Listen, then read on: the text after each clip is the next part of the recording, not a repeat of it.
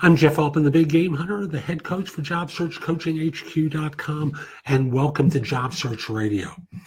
Another question for you. Let me try that again. Another question for me. We do this live in one take.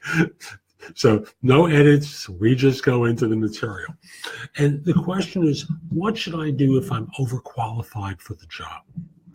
Now, I want you to look at things first from the employer's perspective. Because if you operate without that, you're talking to a wall. You're not thinking of them. And this is true for any interview.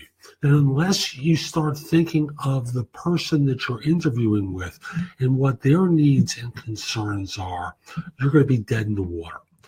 So understand that from their perspective, they are fearful.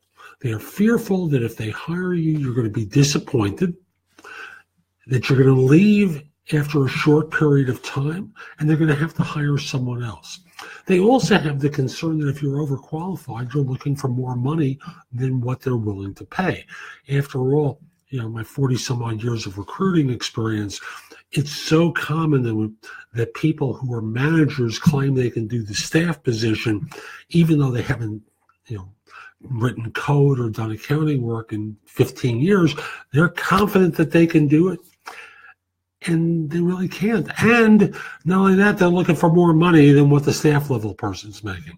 It's like the difference between a $150,000 a year person and a $100,000 a year person. One person manages people who does things, the other one does things. So these are your challenges walking in. Number one is the money thing. Are you really willing to be flexible to that level, or is your intention to kind of get them to go higher than what they're prepared to pay? The likelihood that you're going to be able to convert them is very small. Number two is, from a tactical standpoint, if we're dealing about someone who's overqualified, number one is you can dumb down your experience a little bit. And number two is, don't talk about your best and biggest accomplishments. Often for people who are more senior than the jobs that they're interviewing for, they oversell themselves vis-a-vis what's going to be expected for them in the role. Remember what I said a moment ago about how people need to think about the interviewer and what their needs are. If you helped an organization make or save, I'm just picking a number at random, $100 million, and they've got a project that's maybe $5 million in scope, they start thinking you're bigger than this job. So you can't really talk about the big stuff that you've done. You really need to scale it back. That's why I was talking about dumbing it down a little bit. And it's not that you're going to act stupid, but you're not going to speak to the scale and experience that you've done before.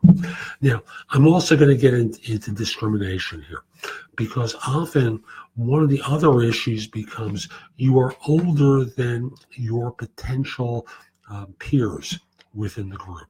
And they become fearful that you're going to be a pain in their rear because you're not going to fit in well with others. So your behavior has to be congruent with someone who's at a staff level and not just simply a big person who's willing to condescend to something else.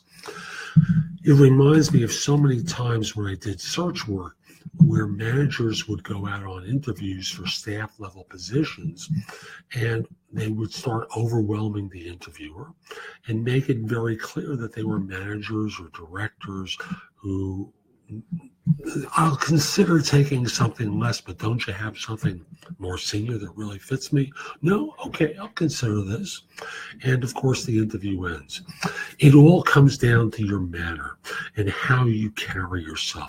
That's going to demonstrate your fit. Again, fit is important to organizations.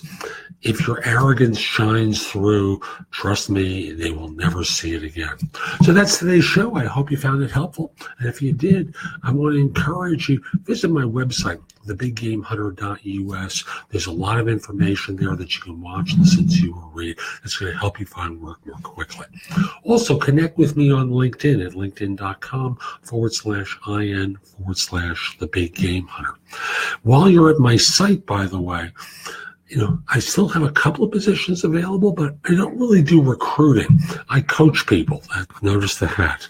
I coach people into new roles. So if you're interested in my coaching you can find out more about the services I offer at one of the tabs on the top. So again, my site is thebiggamehunter.us. Last thing I just want to mention, subscribe to this show. Leave a great review in iTunes. Subscribe to my other show, No BS Job Search Advice Radio. Between the two, you are getting great information that's going to help you find work more quickly. Hope you enjoyed this and hope you have a great day. Take care.